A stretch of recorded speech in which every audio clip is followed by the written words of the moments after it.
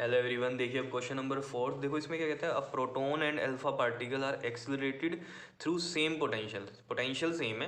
Now what is the ratio of their wavelength. जैसे पिछले question में क्या थी, काइनेटिक एनर्जी सेम थी, यहाँ पर वो क्या कह रहे हैं, पोटेंशियल सेम है। तो देखो जरा सॉल्यूशन में अगर हम चलें तो हमें पता है लैम्डा इजकल टू होता है कितना, h अंडर रूट में 2 m e v। अगर ये हम प्रोटॉन की वेवलेंथ की बात कर रहे हैं तो यहाँ पर हम लैम्डा अल्फा की बात करेंगे तो h अपॉन में अंडर रूट में 2 m e v की बात कर रहे हैं। ठीक है, अब देखो यहाँ पर भी जब हम डिवाइड करेंगे लेमडा पी और लेमडा अल्फा को, तो उसमें उसने कहा पोटेंशियल सेम है, तो पोटेंशियल पोटेंशियल कट हो जाएंगे, h और h भी कट हो जाएंगे, ये भी सेम है, 2 से 2 भी कट हो जाएगा। तो बचेगा क्या, सिर्फ m और e, मतलब मास और ये इलेक्ट्रॉन का जो चार्ज है इस पर डिपेंड करेगा। ठीक है, तो देखो ज़रा लेमडा पी जो है यहाँ पर किस पे डिपेंड करेगा, अंडर रूट में ओनली m और e, और यहाँ पर ये लैम्डा अल्फा किस पे डिपेंड करेगा, 1/, में अंडर रूट में m e। पोटेंशियल सेम है क्योंकि। ठीक है, तो यहाँ पर मैं मास ऑफ प्रोटॉन कर दूँ, ये भी EP कर दूँ, और यहाँ पर m अल्फा और ये E अल्फा कर दूँ। ठीक है, अब देखो मासेस और चार्ज की जो रेशियो है वो आपको पता है, यहाँ पर ऊपर दिख रही है।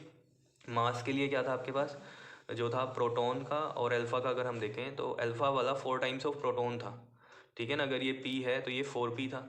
और चार्ज का कितना था ये आपके पास, प्रोटॉन और अल्फा में देखें 1:2P, मतलब ये इसका ट्वाइस ऑफ P ही था। ठीक है, तो जितना भी हो P, ठीक है, आपने अल्फा देख लिया, वो एक बार मास में 4P है और चार्ज में कितना है, ट्वाइस है P के। ठीक है, तो इनको देखो यहाँ पर हम कैसे लिखेंगे, lambda P is equal to कर देंगे 1/, में अंडर रूट में ये MP और ये EP। ठीक है, यहाँ पर देखो ज़रा अल्फ़ा को हम अब कैसे लिखेंगे, मास ऑफ अल्फ़ा जो है वो कितना टाइम्स है, 4 टाइम्स ऑफ प्रोटॉन है, तो 4 MP लिख देंगे। और E अल्फ़ा क्या है हमारा, मतलब अल्फ़ा पे जो चार्ज है।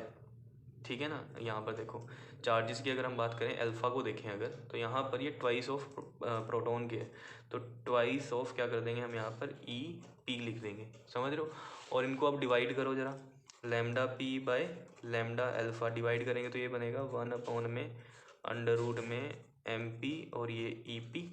और जब 1/, में हम यहाँ लिखेंगे ये, ठीक है, और ये यहाँ पर ये 1/, में है ये, ठीक है ना, लैम्डा अल्फ़ा। ठीक है, तो नीचे भी यहाँ 1/, में जब लिखेंगे तो वो नीचे वाली वैल्यू ऊपर चली जाएगी, जैसे पिछले क्वेश्चन में किया था। समझ रहे हो ना ये बात, तो ये ऊपर आ जाएगी यहाँ पर इस तरीके से 4 MP और 2 EP।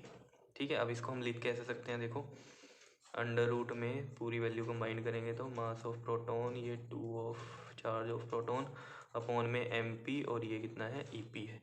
बताओ जी, ये चीज़ समझ में आ रही है या नहीं आ रही है, बताओ, कोई दिक्कत इसमें। ठीक है, अब देखो EP से EP कैंसिल, MP से MP कैंसिल, तो ये कितना बन रहा है आपके पास, ये आ गया 4×2=8/1।